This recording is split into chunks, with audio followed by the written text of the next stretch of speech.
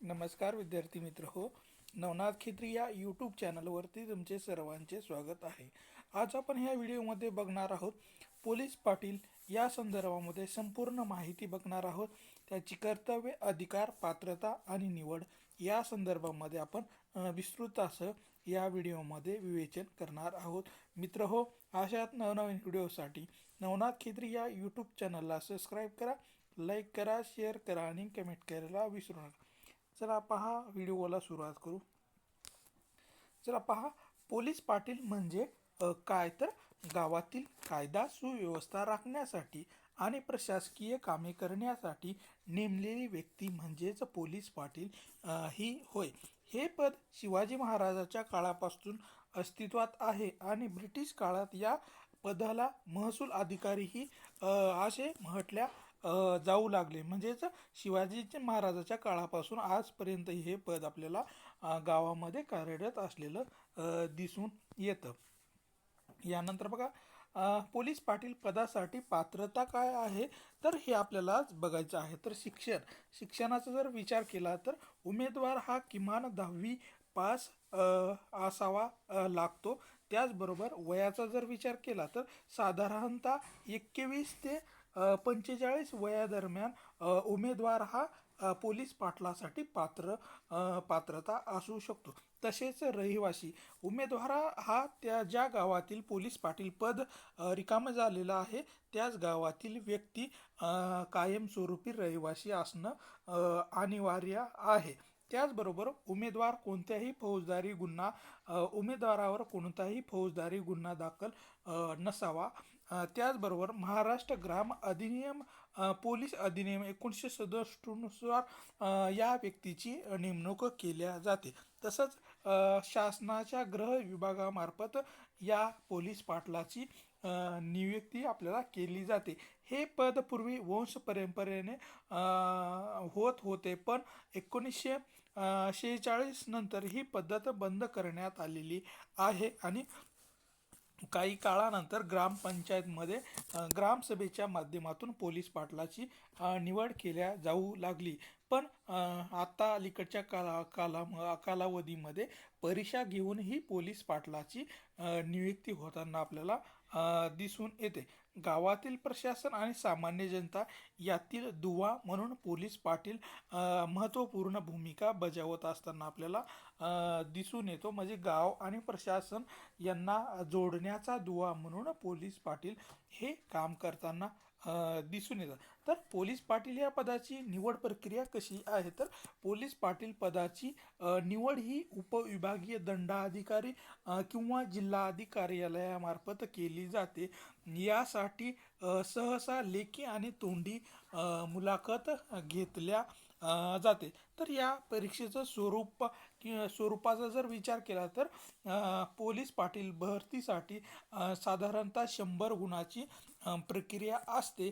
त्यामध्ये लेखी परीक्षेसाठी 80 गुण असतात, तर मुलाखतीसाठी 20 गुण असतात.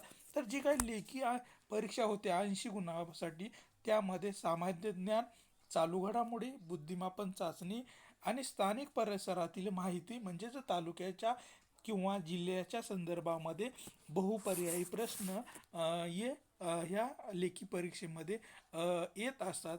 याचबरोबर 20 मार्काची मुलाखत घेतल्या जाते. लेखी परीक्षेमध्ये कमीत कमी 35% पुढं जे पास होतील त्या विद्यार्थ्याची मुलाखत ही 20 मार्कासाठी घेतली जाते.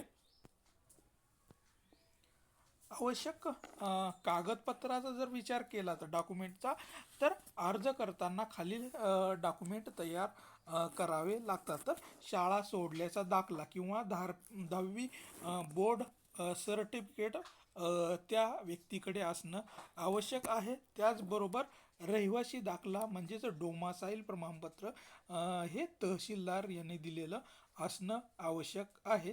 त्याचबरोबर आरक्षणाचा लाभ घेत असल्यास त्या व्यक्तीला किंवा आरक्षणाची जागा असेल तर त्या व्यक्तीला जातीचा दाखलाही आवश्यक असतो. त्याचबरोबर OBC, NTE, NTD, NTC, VJNT या विद्यार्थ्यांसाठी नॉन क्रिमिलियर प्रमाणपत्राची पण आवश्यकता असते. त्याचबरोबर चारित्र्याचा दाखला म्हणजेच कॅरेक्टर सर्टिफिकेट हे पोलीस स्टेशन यांनी दिलेलं असणं आवश्यक आहे. हे सर्व डॉक्युमेंट तुम्हाला पोलीस पाटील अर्ज भरताना आवश्यक आहेत. त्यानंतर आहे मानधन. मानधनाचा जर विचार केला तर पोलीस पाटील हे पूर्ण वेळ सरकारी कर्मचारी नसून ते मानधन तत्वावर काम करताना आपल्याला दिसून येतं. सध्या महाराष्ट्र सरकारने पोलीस पाटलाचे मानधन पूर्वीच्या काळामध्ये मानधन हे 6,000 रुपये होते, तर पण सध्याच्या सरकारने ते मानधन वाढवून 15,000 रुपये प्रति महिना केलेला आपल्याला दिसून येतो. त्याचबरोबर गावात प्रशासकीय कामात आणि पोलीस तपासात महत्त्वाची भूमिका पार पाडण्याचं काम हे पोलीस पाटील हे करताना दिसून येतात. त्याबरोबरच भरती कधी होते तर या संदर्भामध्ये निश्चित नियम आपल्याला सांगता येत नाहीत, पण पोलीस पाटील ही भरती दरवर्षी होत नाही आहे किंवा एखाद्या जागेचे पद रिक्त झाल्यानंतर उपविभागीय दंडाधिकारी त्या जागेची जाहिरात काढून त्या संदर्भामध्ये परीक्षा घेऊन ती जागा भरण्याचं काम करत असतात.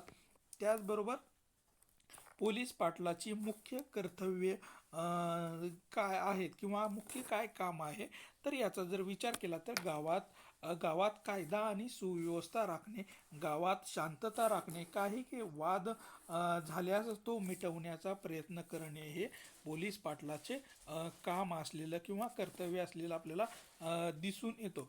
पोलीस विभागाला मदत करणे, गावात घडलेल्या गुन्ह्याची माहिती त्वरित जवळच्या पोलीस स्टेशनला कळविणे ही आपल्याला पोलीस पाटलाचं काम असलेलं दिसून येतो किंवा त्याचं मुख्य कर्तव्य आहे. त्याचबरोबर गावातील जन्म मृत्यूची नोंद ठेवणे किंवा संशयित हालचालीवर लक्ष ठेवण्याचं कामही या पोलीस पाटलाचं असलेलं दिसून येतं. सरकारी किंवा शासकीय योजनाची माहिती, सरकार आणि जनता यांच्यातील समन्वय म्हणून काम करणं हे पोलीस पाटलाचं आद्य कर्तव्य असलेलं आपल्याला दिसून येते.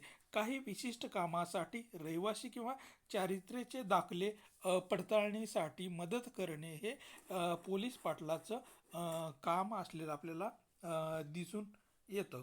त्यानंतर आहे